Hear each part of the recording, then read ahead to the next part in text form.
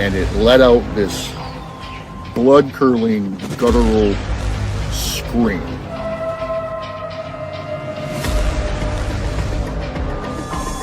On the side of the road, he sees a deer carcass and something eating on it, which he thought was a bear. And as the lights hit it, it stood up. And, like, this gives me chills talking about it. He said it stood up and it had the face of a man.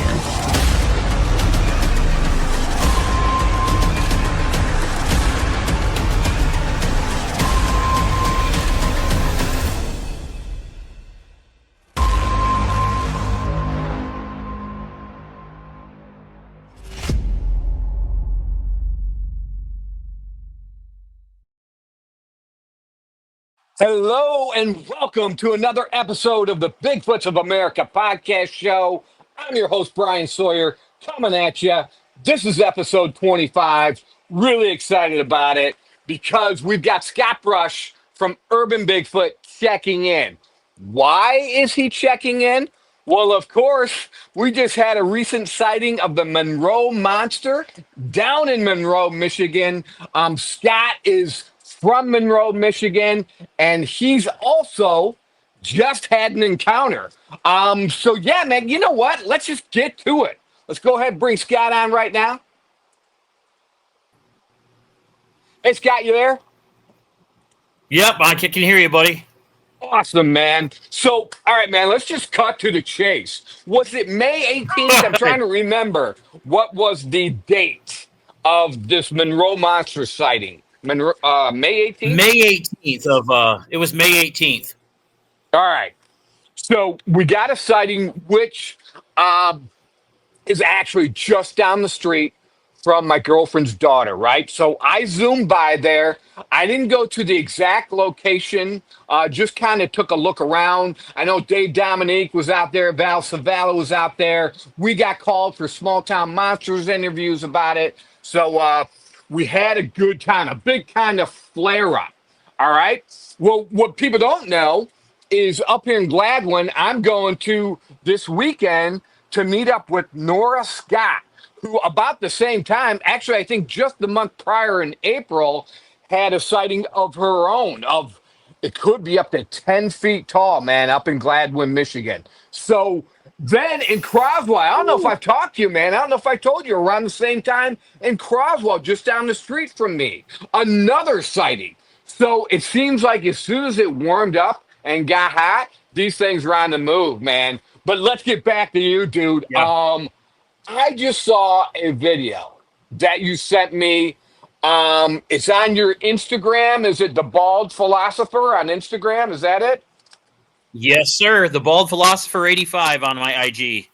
Oh my gosh, I saw the eye shine, reminiscent of when I went out with Aaron Spencer, same kind of deal. We caught the eye shine, but enough about that, man. Just give us a lowdown of the video, and then I'm going to try to also include the video in this episode with you. So, hey, man, just giving this is an update, and that's why I'm so excited because I don't want my show just, look, I respect all sightings. I don't care if it was 1960s or whatever. We want to hear about them all because we kind of want to paint a picture, a connect the dots type of picture, and just to show a history of these things and give everyone credit when credit's due. But also, we want to hear about things like that. Man, if you've had a sighting out there, and get a hold of us, man. Me here at Bigfoots of Michigan, Bigfoots of America podcast show, and or Scott Brusch down there at Urban Bigfoot out of Monroe, Michigan, and we will come out. We will take a look around. We want to keep things fresh. And so, Scott, this video you just sent me, man, with the eye shine is super fresh. I'm telling you, I was at that location with you just over a year ago where we had activity filming your episode. So, yeah, but go ahead, man. You go ahead and talk. Dude, that night, and I know you've had some investigations where like you're walking out there and you just kind of feel like something's gonna happen. You know, I kind of feel like we're gonna get some eventful stuff. And I always pray. That's my number one thing. I always pray before we go into our locations because there's a lot more than just Bigfoot out there. You know what I mean? Oh, for sure. I'm doing our prayer, and I finish up the prayer We're coming up around the fence line facing the runway that's right there. Who's And we we? get You and about Jake, right? You and 200. Jake, right? I Yeah. want to clarify. You said Yep. we. Was it just you and Jake, and that's your team member of Urban Bigfoot? Yep. It's we are the urban squatchers. Nice, nice. It's me and Jake.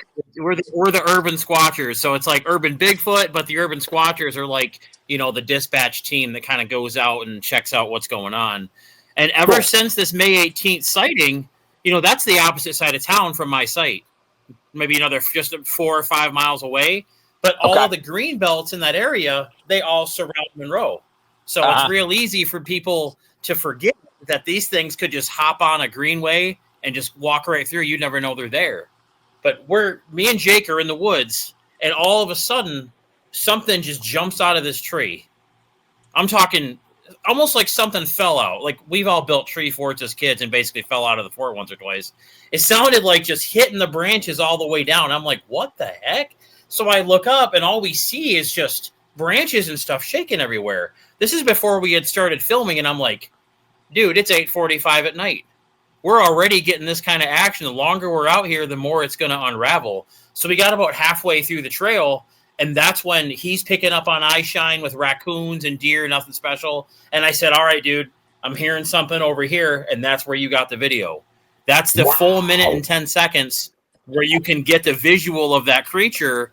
And when I'm saying it's walking away bipedally, you can literally hear right in front of us, just walking away. This thing turned around and looked at us, and I grunted back to kind of like show, don't come any closer. Yeah. It stopped, looked at me, and that's when it started crushing off. Do you know? And so we you're were saying. Let me rewind for a second. I'm sorry to cut you off, but you think this thing jumped out of the tree? Oh, you're good. Just like it did a month ago? I do. To that father and son? Yeah, that one jumped out of the tree too. So I think that. Go ahead, man. All you. I think it's a recon thing. I think that you have, you got your whole hierarchy, you got your whole unit structure. I think a lot of these things are up high just having vantage points. And I don't think that the one that initially alerted us to his presence meant to come out of that tree. I think it was like, oh crap, lost my footing. And then something just darted off, and then we didn't hear it anymore. But after another 15 minutes, that's when I caught that eye shine. Too wide to be human. It's too much of a glow to be that bioluminescence that a lot of creatures have nocturnally. And it's crouched down, and it's still probably 3-4 feet off the ground. When it stood up, when I caught, like, the eyes looked back at me, this thing was probably 7 feet, I would say. And when it came walking towards us, like, who are you? Just kind of like curiosity. You'll hear me grunt in the video. And that was me kind of establishing like, nah, you don't come any closer. And that's when it starts taking off. And you could just hear these heavy, loud footsteps just crunching away. And some people think it's a dog man. I've zoomed in on it, did a lot of work. There's not enough of a pronounced snout to be canine. That's not a canid in my honest opinion. The eyes are almost look like a Typhoon Sasquatch. There's too gorilla-like in the face for me to buy that it's a dog man. If it was a dog man, I don't think it would have fled. Dog men are a little more tend to be a bit more aggressive. Okay. Well, let's do a little history check-in. Now, we've talked about this. We've both been on other shows. We've both been together. We've talked about this multiple times. But if there's anybody out there across America, we're more familiar with this because we live here in Michigan. But if you're across America and you're listening right now, let's give you a little bit of a history lesson. Long history of sightings. And the main sightings go back to... Well, let's talk about 1965. So the original Monroe monster, somewhere vague, maybe 1963 it started. But anyway, so you get to 1965 and you have a mother and a daughter that come up on a Bigfoot, I think on the side of the road. Mrs. George Owens and her daughter, Christine Van Ecke, said they were attacked in their car by something, all right? It was described as a 7-foot, 400-pound grunting thing covered with hair. It said it reached through the window and grabbed Christine And she got a black eye from it. I believe it grabbed her hair. She felt it slugged her. She said it was all hairy, and I love this part because she said that the hairs were like quills and that they pricked whenever Christine touched them.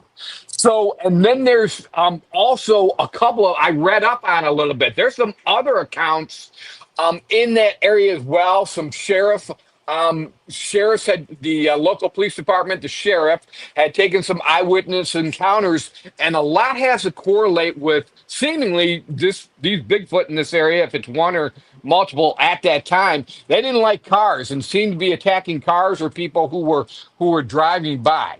So you got that in 1965. Her initial, that's the most popular sighting encounter. But then they said there was up to maybe a dozen or 15 more sightings, but we weren't sure about all of those because a lot of people flooded into Monroe, Michigan. And, I think a guy even had a costume on. And so there are a lot of people there wanting to shoot it, but then other people were making it the butt of the joke. And a lot of kind of persecution kind of happened on Christine and her mother. So back then, Mm-hmm. we weren't as free with our discussions about Bigfoot. So, they were called crazy and just really very demeaning stuff happened. And that's a shame because now, whatever, how many years later, here we are talking about it all happening again. Now, let's cut Yeah. back to the War of 1812. I like how you describe all this. So let's cut back to the War of 1812 and what happened back then. We're doing a little bit of a history. So the Americans were fighting the Okay. British in the War of 1812. Back then, Monroe, Michigan was called Yes. Frenchtown.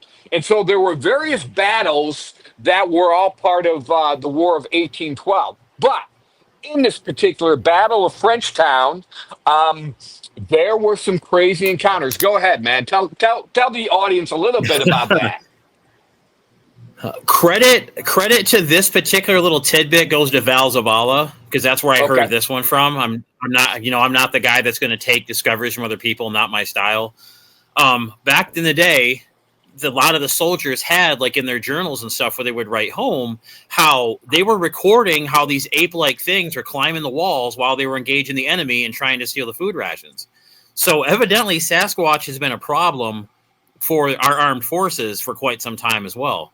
So Wow. it's like, can you picture that, man? You're taking 15 minutes to load your musket, hoping the powder's not wet. You know what I mean? And then you Right. got something you can't explain that does not belong with the local flora and fauna climbing that wall to Oh, try to for get to the sure. food. So you're kind of like, now we got to shoot Bigfoot too. I mean, yeah, Right. it goes pretty far back. Yeah, and I think we've talked about this before. The recent sighting was right on Plum Creek, and I got a good look at that. A little creek that even runs through a neighborhood, and then goes to the location where the guy and his son had the encounter of this thing jumping out of a tree about 10 feet up. And they said that it moved so fast they could barely see the legs or couldn't even see the legs. Said it was around 6, 7 feet. I think at first it was heading towards the man. What was interesting because it didn't touch the son. So to me, that's a good sign. It jumped down next to the son, kind of in between the father and the son, it looked like, according to the video that Dave Dominique took, and then almost was approaching the father because he had set his bow down. They were bow and arrow fishing, bow fishing, and started to take a couple of steps towards the father, but then the dog, thank goodness they had a dog, the dog went after it, and then the Bigfoot ran off and up over the railroad tracks. They saw the back, the hairy, the big butt cheeks, and then it was gone. And it just moved so fast. And they're definitely sold that it wasn't a bear. So that's the recent sight. But then, like I did it when I went out there, I drove around Dog Lady Island. We're going to go to what?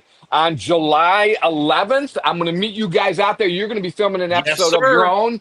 I just want to be there. I'm Yep. running shotgun this time. I'm going to bring my thermal imager, my recorders, all that kind of stuff. And we're going to hang out all night, man, even if we get some calls. Because here's the point I was going to make.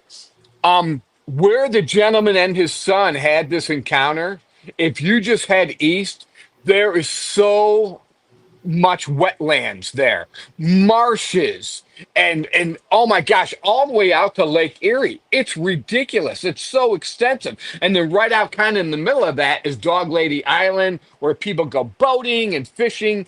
So, but if you follow that back, so come from Lake Erie back to where the sighting was at Plum Creek, but then follow Plum Creek west, then you get close to the River Raisin, okay?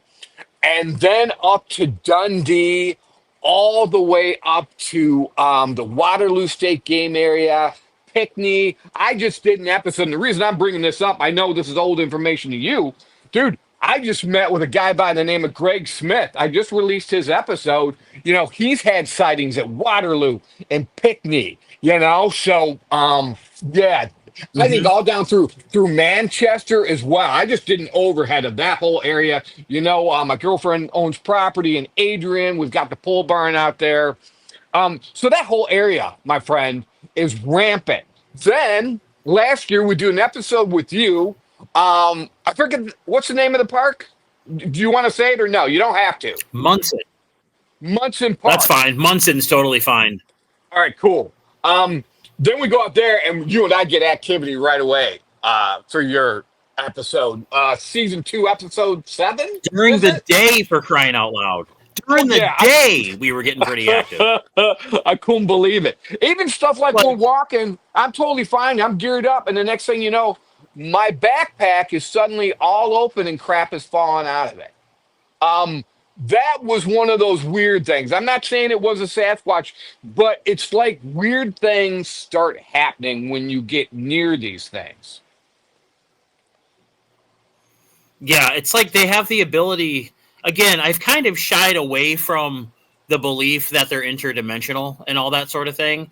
I believe that their special powers go as far as, you know, inhuman strength, inhuman speed, kind of like a Hercules sort of vibe.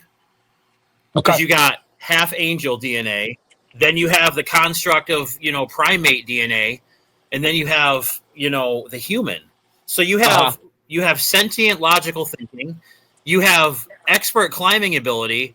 Now you have this extraordinary lifespan, and you can move silently, move at speeds that nobody can fathom, and basically climb and jump from heights and not even make a sound when you land on the ground.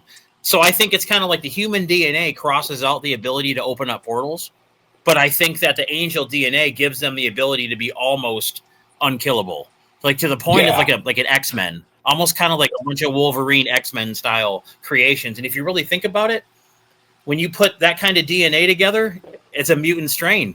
So it kind of makes sense. That's interesting because, and it's interesting you said that. I've expanded, like, I don't mean to rip on myself and say it was narrow thinking, but you do have to be open minded. Doug Hychek, we interviewed him on the NCI team. That's on the Channel 12 TV network, the other podcast show that I'm on with the North Carolina investigators team.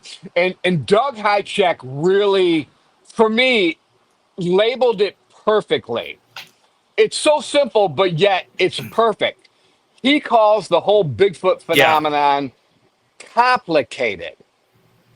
And that's exactly it, because no one can actually put their finger on it completely. Nobody knows exactly what these creatures are. And then, as you and I have talked so many times before, if you look at the canine species or the feline species, how many different types of dogs there is in the canine species, how many different types of cats there are in the canine species. So if you label it the Sasquatch species, there's so many different kinds in between. Okay, so I think some may have interdimensional qualities or cloaking qualities, but then some, yes, are very ape-like, very Gigantopithecus-like. Doug had pointed out that they had studied a couple of encounters in one of his cabins, his cottages. They noticed that he had 2 decks of cards there, and a Bigfoot, what they figure, had taken each deck of cards and each card out of each deck, okay, how many, I don't even know how many cards are in a deck. So 2 decks of cards and went 52. through 52. So you got 104 cards, all right, if our math is correct, a total of 104 cards. Something went through, grabbed each card, and tore it into itty bitty pieces. Moved on to the next card. Pour. So, how long would that take us to do? So, what Doug was pointing out is that these Man. some of these Sasquatch may have autistic characteristics. Okay, so Interesting. yes, yes. I blew my mind, man. So that is a condition of humanity. People go back and forth and argue about where autism comes from or how it happens and all of that. We're not trying to argue that right now.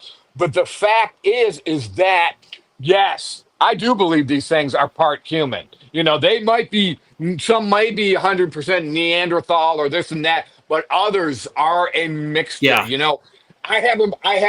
Boy, there's other stuff. Scott, we'll talk off camera about some other things that have happened that I have told a couple of my eyewitnesses. I will respect them and not say anything. So we'll talk about it when I see you in a week or two. But with that in Yes, mind, sir. there are very, very many similarities between humans and Sasquatch. But then there's other Sasquatch that are more animal-like. So that's just the point I'm trying to make, man. And I'm totally sold on your eye shine because I know that location, brother. I know how close. Here's what I'm saying, dude. Right now, man, you got more Monroe monsters down there than just the Monroe monster from 1965. You've got, man, I'm going to tell Oh, you, I'd you've got say plans. I'd say there's probably. I mean, I can see like they're always going to be out of zoom range for most anything you're zooming with, and Yeah. obviously, what happens when you go further on your zoom, it starts to lose your quality, it becomes grainy, so on and so forth. But you can still make it out, even though it's not necessarily going to be that good a quality when you play it back. I'd say there's between 6 or 10 back there, easy. Oh, yeah. Oh, yeah. And I'm going to say, I don't think they're all the same. no, I think you're exactly right. Yeah. And dude, not to be crazy, but I think there's more. You want to know why? Well, first How of all, the come? history. First of all, the history. But think about what just I've encountered in the past year. I got a lady up here in Port Sanilac, not far from me, who has a Bigfoot who walks down to Lake Huron every evening. I think to cool off and to do some fishing. Okay. I just came from the coast of Lake Michigan Where's the Saturday. invite? Dude, what's that? Where's the invite? We need to go fishing with Sasquatch. This one was another private one where the people want the location kept private, so I told them I would. You'll see that episode. I just posted on social media. Susan Moore and Linda Pomeranke. Oh, I have okay, trouble yep. saying her name for some reason. Yep. I apologize, Linda. But yeah, they invited me out there. But it's along the Paw Paw River, but also it's close to the coast of Lake Michigan. So we got the lady in Port Sanilac, Lake Huron. I got a whole nother clan not far from her. Then out on the West Coast, you've got them right there at Lake Michigan. Then you go down to all the recent sightings, just a history of sightings at Lake Erie. It is really all about the water, bigger bodies of water, high flowing rivers, anything that holds those fish. They're not going to be too far away, man. Oh gosh, dude. I'm going to tell you right now. We need to boost Michigan from I don't know, what are we, 8 for Bigfoot sightings in the nation, Something like supposedly? that. Oh my gosh, we got to be in the top 5 now. We got to be in the top 5. I'd say we are no lower than 5th. I would say. And, we're factoring in all the stuff that's cataloged, all the people that are comfortable enough to come forward and actually submit their reports. You're not factoring in the people that looked at a Sasquatch, looked back at them, and I'm not telling nobody about this. They're going to think I'm crazy. We got to for throw in a sure. bunch, maybe 50 to 100 accounts. I'd say between 50 and 100 accounts go unreported just because people don't want to be seen as crazy, So Oh, you can factor exactly. that in as well. Oh, yeah. So in your area, we got the sightings, dude. You've had so many wonderful footprints found in your area. Man, I love it. I wish I could be out every day doing this stuff, man. I just love it. Me too, man. I so would be. I If wanted any to tell TV you, networks hear that, give me a call. uh, dude. When I talked to them last at TV networks, they were like, "Hey, you think you got enough for a couple of seasons?" And I was like, "Yeah, I think I got enough for I can round up enough for a couple of seasons, dude. Man, we got enough for 5 seasons right now. We're Yeah. going into season 3. I literally can't keep up with it, and it's I try Phenomenal. not. Yeah, yeah. I've said this before. You try to find the medium ground. For us, it is very fun. It is very entertaining, but it is also very serious. This subject has really affected and changed some people's lives. So, um, you know, Hmm. I'll probably be more in that camp when I have my face to face. My encounters. I've had a little bit of distance when I heard the one speak, and the one I got on the thermal imager. Um, yeah, I hope I don't have an aggressive face to face. But yeah, man, let me label it as exciting. It's truly an adventurous, exciting Oh, subject. I wanted to bring up, I think so too. yeah, I wanted to bring up one more thing and I'll stop yapping. It's supposed to be your episode and I'm yapping, You're but, good, but, man. but we're catching up. Um, I, I'm trying to be very kind, but I'm also trying to sound the alarm. And I stumbled across another Greek interpretation of the Bible. Is actually a translation um, of the Septuagint. So it's from the original Hebrew or Aramaic when they first made the Septuagint and wrote the Bible in the Greek language. And I'm trying to find the verse to show you what I'm talking about.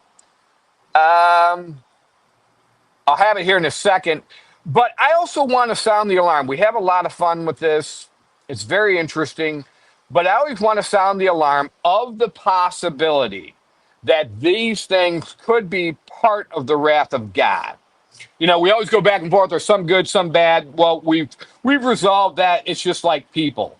Um, there are probably some good and some bad. Well, you might want to write this down, Scott. I found it. It's Isaiah 13. So when you look at the King James Version, it says something to the fact that I give command and I bring them, warriors are coming to fulfill my wrath, rejoicing at the same time and insulting. Okay, so in our modern day King James, New King James, it says warriors. I give command and I bring them, warriors are coming to fulfill my wrath. Well, guess what? In the original Greek translation from the original writings, it's not warriors. Hmm. It's giants. And the Aha. yes.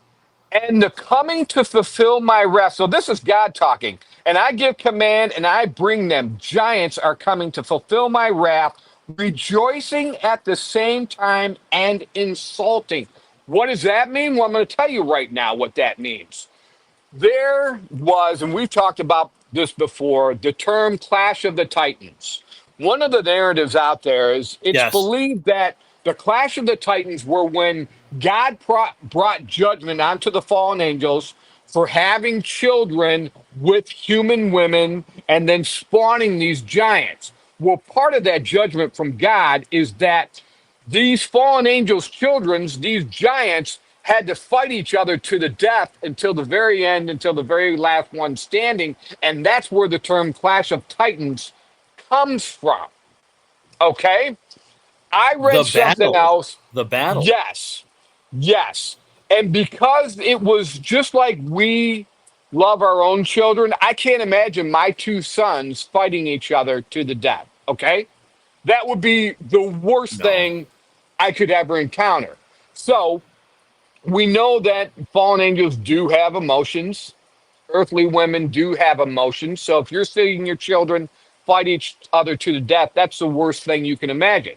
But that was part of, from my understanding, one of the narratives out there, that was part of the judgment from God. Oh, you did this? Well, then part of your judgment, because I told you guys not to do this, because you're wicked now, and these giants are killing the human population. They're eating them. They're drinking the blood of humans. They've gone rogue. Because you've done this, I'm going to destroy your children. But the way I'm going to destroy them is by having them war with each other and kill each other until the very last one. Well, okay, here's the scary part, my friend. There could be, I don't want to call it a deal or even reconciliation, but I read a narrative that, and I'm keeping it vague on purpose because I've got to get my T's crossed and my I's dotted, but I read this narrative that part of the end times judgment on mankind, those who don't want to live for the living God through our Lord and Savior Jesus Christ, are going to experience this. Isaiah 13, I give command, giants are coming to fulfill my wrath. Now, the rejoicing at the same time and insulting is actually pertaining to revenge. Because now these same giants, Interesting. or yes, or the lineage of giants, or even these demonic spirits that inhabit something else, are coming back to fulfill God's wrath, but are coming back also to kill the wicked people of the earth in revenge for what happened to them, for them having to go through the Clash of the Titans. Is that crazy or what? I read that narrative just a little while ago, and we'll talk more about it off camera. But so they're not only coming back to fulfill God's wrath, but they're in their own right are going to be rejoicing at the same time and insulting the wicked people who haven't been raptured, who are still left on earth, going through the judgment of the tribulation. Is that absolutely nuts or what? It is. And I got another one for you. There's All right, another go, man, crazy 'cause one for you too. When all right, go. when Cain killed Abel and God cursed him and said, "I'm going to put a mark on you so that nobody kills you." He somehow obviously branded Cain. I mean, that was what my episode was about, possibly the theory that Bigfoot could be Cain. I don't think that now. But after God cursed him, Cain said, "The people out there will kill me." What people? What people? In other Right. words, there were people already existing outside the Garden of Eden during all Yes. that going on. So I think Yes. your Cro-Magnons, your Homo sapiens, your early people, those are the ones that were outside the walls of Eden. And I think Oh, that's good where stuff. a lot of the Bigfoot are from. They were castaways. They were exiled from society. A lot of the early Bigfoots were. So Good that's why stuff. they can't live in society now. They're Wow. castaways. So it's Wow. like, whoa. Because at this point, we're thinking only thing on Earth at the time's Adam and Eve. Only thing on Earth at the time in Eden was Adam and Eve. So when you think about that, you're like, all the things that were outside those walls, man, that's where your Nephilim are already roaming the earth. You already have the Anakim and the Rephaim, two of the breeds of giants spoke of in the Yeah, Bible. yeah. They're already Yep. running the land of Canaan. So it's Yep. like God using giants to fulfill his conquest at the end of time. It's pretty sweet And to think about because thank God we know where we're going. and speaking of the Rephaim, now this is purely it's, Gary Wayne, I think it is. I was just watching one of his videos. I believe it's Gary Wayne. Um, he was talking about what you just said, the Anakim and the Rephaim. And they are actually what giants. So before the flood, we could label them as Nephilim. But after the flood, he likes to label them the Anakim and the Rephaim. Well, part of the reason that David, when he slew Goliath with the rock and the sling, and then went over there and cut his head off, was because they have self-healing powers. The Rephaim do. So one of the permanent ways to kill them is to decapitate them, is to behead them. So that is part That's of the the only way. reason. Yeah. So what's crazy about that is I've heard of encounters even with my girlfriend Laura.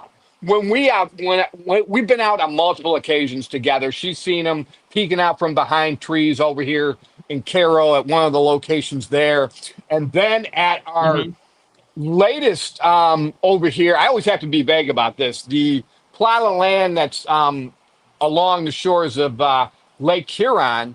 The one spoke to her and said, "I can heal you." Okay, well, Laura's had, the cancer and had reconstruction surgery all through her torso. Why would this thing say to her, "I can heal you," if it didn't have the powers? And then, to me, that connects back to the Rephaim, the self-healing powers, one of the gifts from their forefathers, That's the true. fallen angels. So that's crazy. I mean, all of that's crazy. So yes, we've got. I think some Bigfoot could be of the lineage of the Rephaim, but others might not be. It's just a huge subject. Well, if you think about it, when you look at the descriptions of the Rephaim and the Anakim, and then there's even a few more in there. Like when he cut the head off of Goliath, he only needed the one stone to kill Goliath. But why did he pick up 4 other stones? Because Goliath had 4 other brothers. Yep, that's So right. my thing is, I think people are confusing the Nephilim and the giants. People are calling the giants the Nephilim when the Nephilim are the offspring of the giants. Right, Because right, you exactly. had the first 200 angels cast from heaven. The first 200 Yep, create these 30, 40 foot giants. Red yep, hair, all over their bodies. The angels made them. God's like, whoa, whoa, whoa, wipes out the earth. Why do we have a post-flood lineage? How can Bigfoot exist if he wasn't on Noah's Ark? Because yep, God said, I created all things that are good, not I yep. created all things. There you go. So There you these go. abominations, cryptids we have, DNA manipulation, early Yep, forms of DNA manipulation and forbidden breeding taking place. So I think the Nephilim, while they're still big, they're not the 30 or 40 foot tall red haired giants of old. They're two right. separate things. You got Yeah, Goliath, you have Nimrod, you got King Gilgamesh, King yeah. Og. You can get King Og's book. King Og's book is the only written words of the Rephaim giant lineage, and Wow. he actually wrote it. King Og Oh, did. no kidding. No kidding. See, So this the is why I love giants, talking to you. yeah. What do I got there? I bring the far. There it is, the Gilgamesh. Nice. Two-thirds, what? That's a Two-thirds nice God, book, one man. part man. Oh yeah, beautiful. Eaton Press. And then so I've been getting it all into literature. If I'm not filming, not doing a podcast, I've been getting into all the literature. And call me late to the party, Scott. So forgive me for what I'm about to say, and everybody out there, forgive me for what I'm about to say. I am late to the party. I was interested in Bigfoot, but I've only really gotten deep over the last 2, 3 years. So Gilgamesh, all right, Beowulf. I just found out that J.R.R. Tolkien, Okay. the Hobbit movies and Lord of the Rings were partly inspired by Tolkien's love for the story of Beowulf. Okay, so Gilgamesh, Beowulf. Let's Interesting. talk about fairy tales like Jack and the Beanstalk. Let's talk about Gulliver's Travels. Okay, going back to Jack and the Beanstalk, that old saying, fee fi fo fum, I smell the blood of an Englishman. That is a real old saying about giants smelling humans It and then is. eating the humans. So somewhere in the past 100 years, we got disconnected from the stories of old, even the oral tradition stories, were somehow labeled as, oh, those are just tales. Greek mythology, all Yeah. of that, were got labeled as fairy tales. Well, now what are we learning, dude? As they dig up the body of Gilgamesh, that's part of the reason we went to war in Iraq. And then Beowulf, Yep. That was oh one my of the goodness, theories. I saw a rendering. Maybe I'll include it in this. Yeah, I'll include it in this episode as I'm talking right now. Picture now, Brian.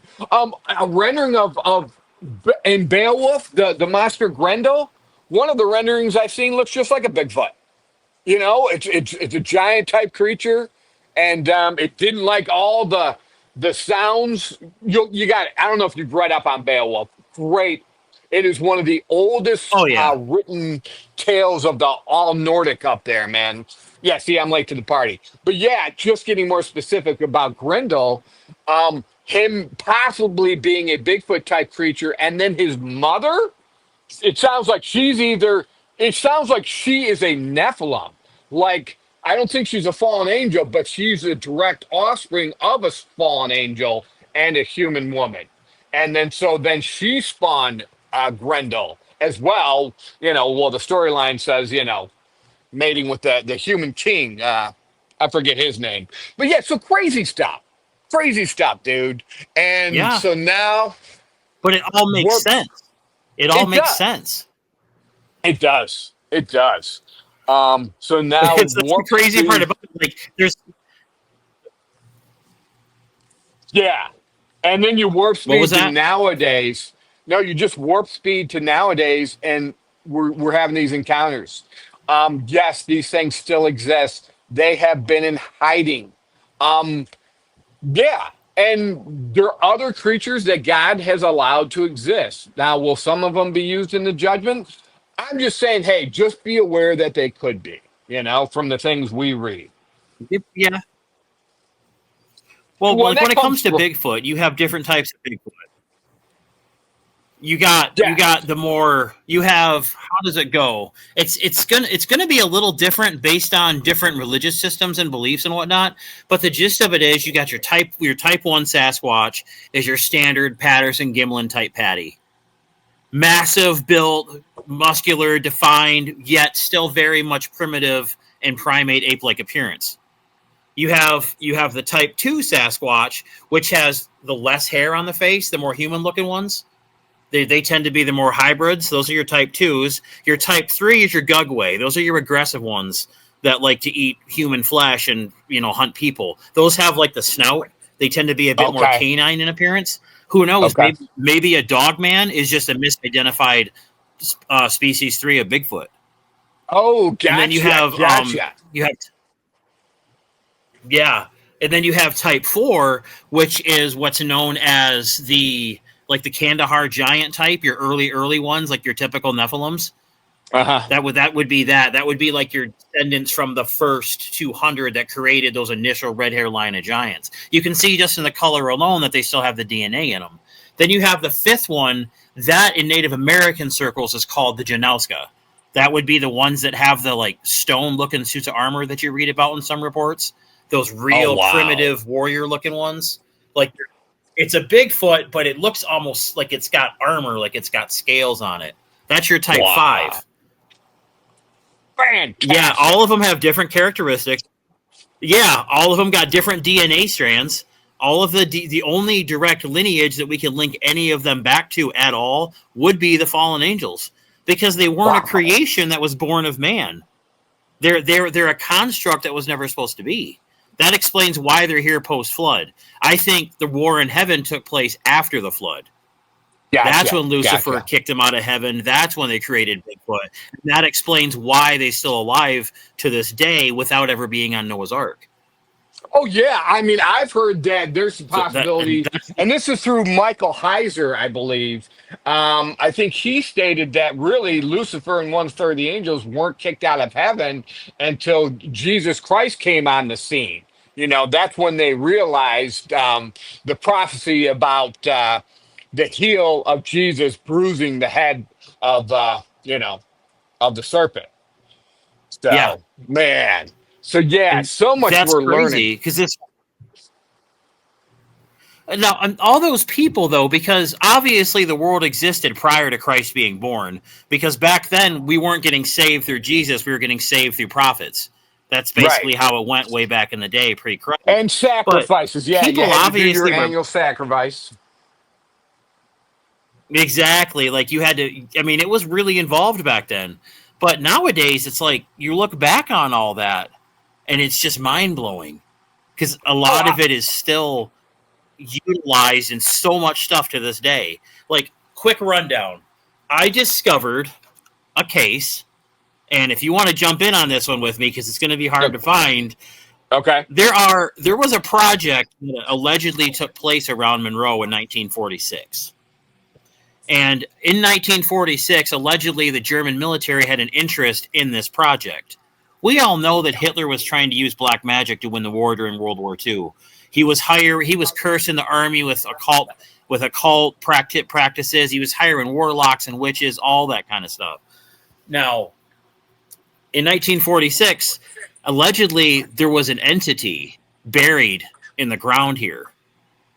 This is some sort of entity that is trapped in some sort of like harmonic resonance chamber.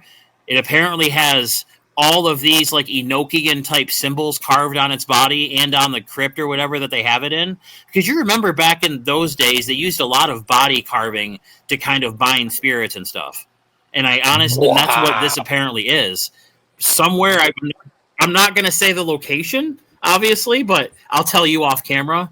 And allegedly, it's in the ground to this day. And this was found in some databases that I technically wouldn't acquire through normal means, because all this stuff was quickly scrubbed from the internet the moment that the right people saw that it was posted. So all I have is fragments that I'm putting together of this thing, and it was called Project Dervish. Wow, I've never heard of this, brother. Yep. I will send you all the stuff that I found, and better yet, I will actually let you know how I acquired it. That I absolutely am not going to share right here. It's not illegal means, but it's not easy to. It's not illegal, but it's not easy to acquire either. Well, that's interesting that you said that about there's a specific way you have to bind these things. Not to show off, but one of the things I heard was that like only copper bullets work with giants. My girlfriend got me this for my birthday. So only copper bullets or Damascus steel. That's what this is made out of, from Turkey. So she's just getting it for my podcast room and my collection because I've gotten into Beowulf so much lately. And she surprised me with this for my birthday because I'm learning so much. Like I said, I'm late to the game. I'm learning so much. So what you just said about there's a certain way to bind these things or kill these things, I wonder if all that stuff's true. Well, evidently, you've got some evidence there. Oh, you got to do me a favor before I forget. If you haven't watched the Bigfoots of America podcast show, I can't remember which episode. It might be episode 20. I'm not sure. But Ernie Davio. Okay. Watch that episode because the Sasquatch or Sabe that he comes face to face with, I mean, close proximity, these are very human-like Sasquatch. Very human-like. As an intelligent as us. You know, it's coming up to him. It's got its arms tucked in, and it's going like this to him, telling him not to shoot and pointing at itself and pointing to him as if to say, I'm like you. Don't shoot. You gotta watch that episode. That's another step in my evolution of the way I think and how I approach these things. That, oh my goodness, the appeal of Sasquatch to Hollywood is the frightening appeal. Ooh, there's monsters in the woods. But you hear this, and then you're like, you hear his episode, and you're like, oh my gosh, there's other human tribes out there in the forest. And rightfully so, they want to stay away from us because we might kill them or experiment on them or give them any of our diseases, COVID, whatever. That one was another. I think they got a body. You mean it's like physical, biological, scientific bodies? Mm-hmm. I honestly think the government has them. I think they've had them for years and years. Being former military, I kind of got a little bit of pull still. I still got some buddies that are inside that can get me things like that here and there, but nothing that's like career in jeopardy or anything like that. But when in 1993, during the Special Forces unit, when they were sent out, when they encountered the Kandahar giant, they didn't know the giant was not the mission. Like, they had no idea there'd be giants there. They were sent out to acquire a target of value, an HVT, And instead, they encountered a 15-foot tall, red-haired Nephilim giant with 6 fingers on each hand and 2 rows of teeth. Mm. And this thing threw a spear, took out one of the Spec Ops team members, took him out with the spear, like speared him to the wall, and the fire team was able to render it relatively useless. There's mixed accounts. Some say they killed it and they took the body, and others say they wounded it enough and the government still has it. Regardless, Okay. I believe the DNA that is inside that giant, that DNA would be the DNA to be the father of Bigfoot. And in my honest opinion, because we already have it figured out as female mother with like 46%. We need like the other 53 or 54% to be the paternal DNA. And that's what we don't have. We don't have who the father is. And the father would be the fallen angels. Now, if this Kandahar giant would be one of the protected, I can't remember what book of the Bible, but it talks about some demons being protected and unleashed later on, like for the Lord's will or something like that. And I honestly think that's what this Kandahar giant is. I think he's protected. Wow. And if the government has him, what are they going to do? Well, that You goes know? along with the narrative I just told you from Isaiah 13.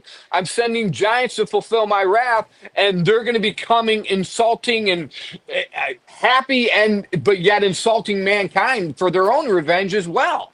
That's crazy, dude. Oh my goodness. Yeah. Well, and check this out. You got King Gilgamesh. Gilgamesh follows more of an ancient Sumerian creation type system. But all of them, if you follow the story, there's a flood in the Epic of Gilgamesh that floods the world. He makes friends that roughly would kind of be like Moses and Noah and stuff in the King James Bible. So I think Gilgamesh and King Nimrod, spoken of in the King James Version, are the same thing. Okay. Gilgamesh and Because Nimrod? Nimrod was known as a great warrior before the Lord. Yeah. Okay, I used to think that. Now I'm just saying this. I don't mean to contest it. I could be wrong. I just recently heard that Gilgamesh was the son of one of Nimrod's military commanders. But that I just recently heard that. I know it's weird and I can't cite the source. But so keep that in mind though. We'll dig that's deeper fine. into that. No, but because I used to think they were the same one too. Yeah.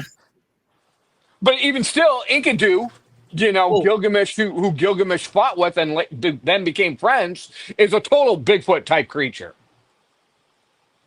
And Enkidu would be the wild man of the hills. I believe in ancient Sumerian, that's what that translates to, the wild man of the hills.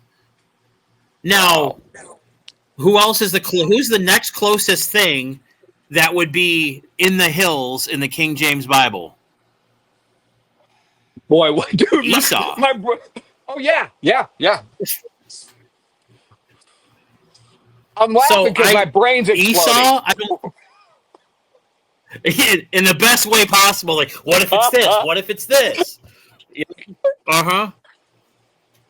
Yeah. But you know what? Being an overthinker, this is the best subject to overthink on. I'm going to be honest with you because nothing is too extreme and nothing is too simple. Like, you got to listen to all of it. Well, there's a whole nother world out there. And it's interesting. Oh, yeah. So I did an episode with Harley Owens. Now, tomorrow I'm going on the Jessica Jones show.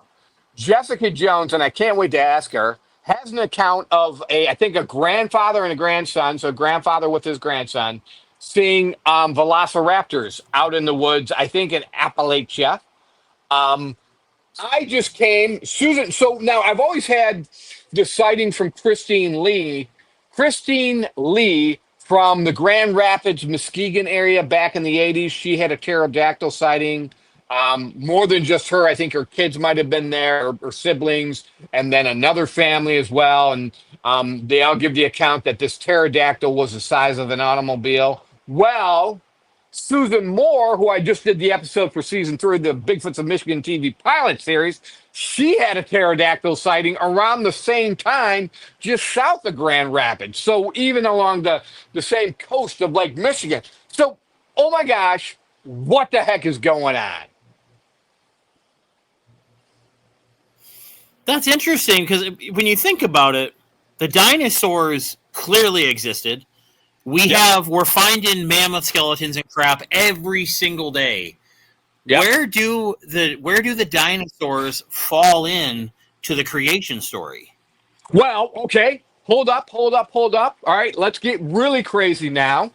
Um, I am a big fan of the gap theory.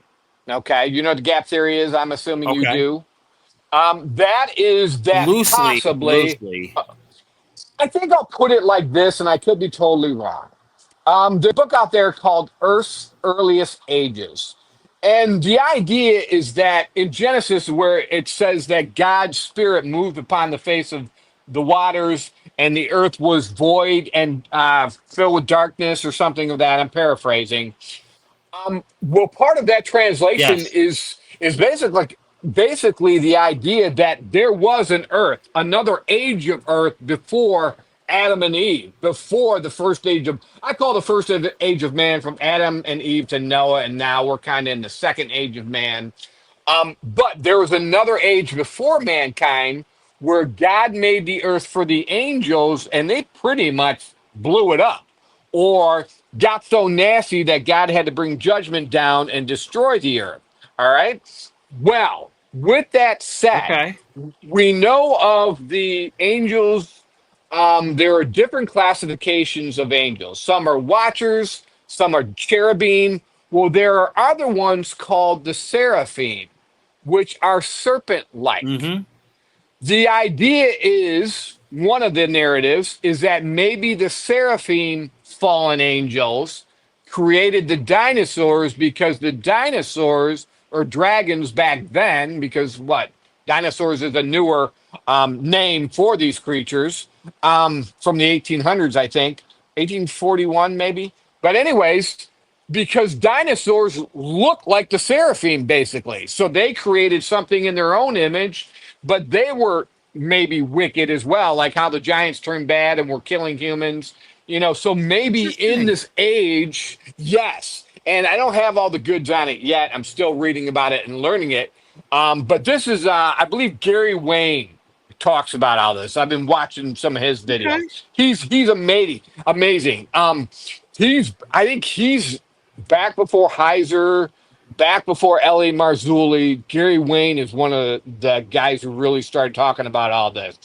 But yeah, He's so an the Seraphim. OG, one of the OG podcasters. Exactly. So yeah, so one of his Yep. narratives is that the dinosaurs may have been created by this class of angels called the seraphim, which were serpent-like, and so of course they would want to create something that looked like them. But then of course they may have gotten nasty, and then there was a war, and That makes God kind of sense. wiped out the earth, and then remade it, and we're the little brothers and sisters, and that's part of the reason the fallen angels hate us so much is because we kind of replaced them because they were naughty, and so God's like, you know what? Let's create things in our own image, and they made mankind.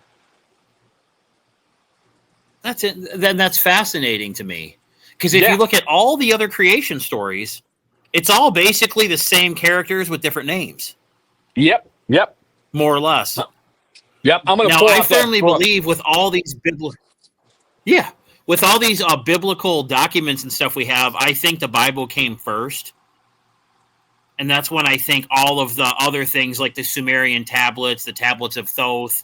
And I've always been into like the Anunnaki and that, the Watchers and all that kind of Mhm. stuff. All of that's talked about right in the Book of Enoch.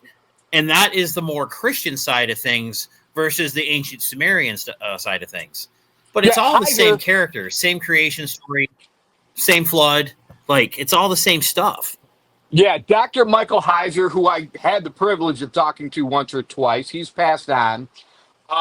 If you read his books, The Unseen Realm, and other books that he has, he believes, and he's an ancient Hebrew scholar, Sumerian text scholar, all of that. So the Anunnaki and the Dagon type fish creatures, who the Roman Catholic Church is kind of Mm-hmm. modeled after their big hats, is actually modeled after the Yeah. Dagon, the god Dagon, who came up out of the water.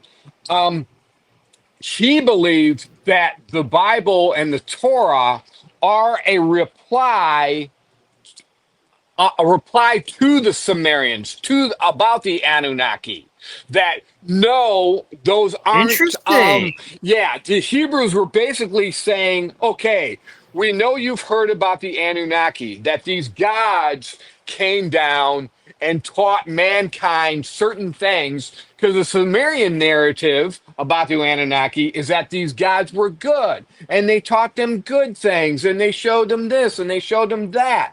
Well, the Hebrew reply to that, maybe, gifted by God or inspired by God, is the Hebrews replying to that narrative saying, no, they aren't friends. They aren't here to teach us things. They are the fallen realm. They are no good. They taught you how to do war. We're not supposed to learn that. So that is what Dr. Michael Heiser, I believe, had stated, if I'm correct, that the Bible or the Torah is actually a book written in response to the storyline of the Sumerian text about the Anunnaki. That no, they're not wonderful gods that came down to help. They're actually the fallen angels from the realm of the most high God. And that makes sense, especially if they are 450,000 years old, like the tablets that talk about them state. Nothing was really good back then. And think about it, the dinosaur thing. I was thinking we had a little bit of a buffer issue there for a second. But when I was thinking about the dinosaurs, it's like there weren't two Stegosauruses on Noah's Ark. Right. There wasn't no dinosaurs on Noah's Ark. So, like, those were a construct that was never supposed to happen either. Right. It's kind of like the Nephilim and the angels. Well, not the Nephilim, but the angels more or less made giant versions of smaller things. Yeah. Which I think to this day, that's why you have Komodo dragons, saltwater crocodiles, the Galapagos iguana, the marine iguana. Those are all living dinosaurs. Yeah. Those are all living ancestors of dinos. Obviously, we don't have the oxygen levels and the gas levels that existed back then to sustain something that massive. But yeah, I never thought of that. There wasn't dinosaurs on Noah's Ark. But guess what? We're finding the skeletons.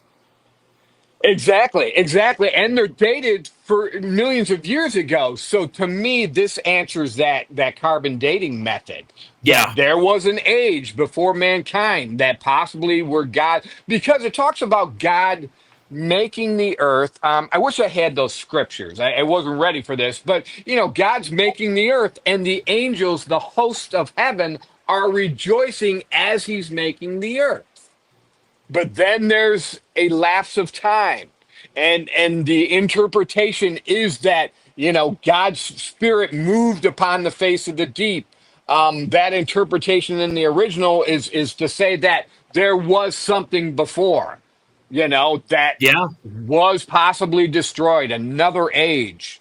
And so that, to me, all makes sense. It's not just, well, we've got to figure out a way to answer about dinosaurs and how old they're. No, it's that knowledge has been lost or forgotten. Or some of it hidden away too. Exactly. Some of it on purpose. Those missing links, the Book of Enoch, boy, dude, we could talk forever. We're going to wrap it up right now. I love keeping my up. Yeah, we're gonna meet here in another week or two on July 11th. I get to be a part of your show. I'm going to bring my thermal imager, my recorder, and it's going to be fun out there where we're going. It is, man. It's only you rent the key for the day. For $25, I got the whole island for 24 hours. Fantastic. And I get to go down there and meet family and friends, see them as well the next day. It's going to be awesome. I figure we can probably camp out there so we can get some audible phenomena, because it's a camping, hunting, fishing area anyway. So we could just camp out there, set up some recorders, have a little fire. It'll be awesome. Awesome, brother. All right, man. Well, this was supposed to be all your episode. Ended up being our episode. But right now, why don't you let people know where they can find you, see you, contact you, social media platforms, whatever. Take it away. You got it. You guys can check out my Instagram. It is the Bald Philosopher 85. You can check out my Facebook page, Urban Bigfoot. That's where it's happening. It's starting to grow. I got 515 members now, and it's growing. So go ahead and sign up for that. It's a safe place. Share your encounters. And if you're listening to this and you're in the Southeast Michigan area, I'm your representative, man. Let me go check out what you got on your property if you have anything you can't explain. And above all, don't make it a life goal to prove about Bigfoot. It's supposed to be fun. Enjoy it. And you know, as God puts you on this journey, you're gonna have Bigfoot come to you. It's, you know, I've noticed that a lot. I know you have too. Yeah. For It's sure. I've been mentioning there is some kind of connection. You know, the Mothman Prophecies movie with Richard Gere. There's Mm-hmm. that quote in there, and this is exactly what's happened to me. And the quote is, "You noticed them, and they noticed that you noticed them." So I had the fairy encounter, and then pretty much everything was a progression after that and exploded and all of that. Well, thank you, Scott, so much for Absolutely, being, man.